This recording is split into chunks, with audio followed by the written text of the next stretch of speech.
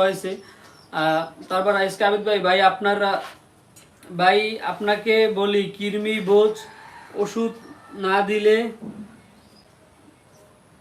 না দিয়ে করিয়ে নিম পাতা করান তাহলে ভালো হবে।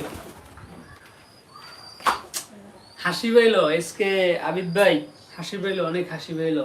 আপনি যে কথাটা বললেন যে ভাই কৃমির ওষুধ না দিয়ে আপনি কবুতরকে নিম পাতা দিয়ে এইরকম সমস্যাটা করেন কৃমির, তো ভাই আপনি যদি আমার ইউটিউব চ্যানেলটা যদি আজকে আপনি লাইভে নতুন বুঝছি, তো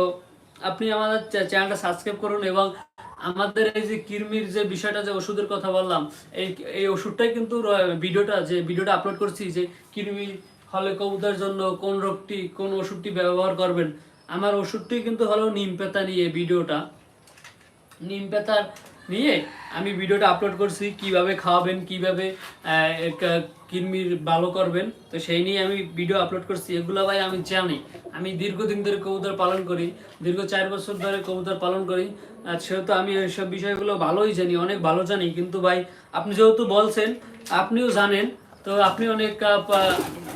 ভালো মানের কবুতর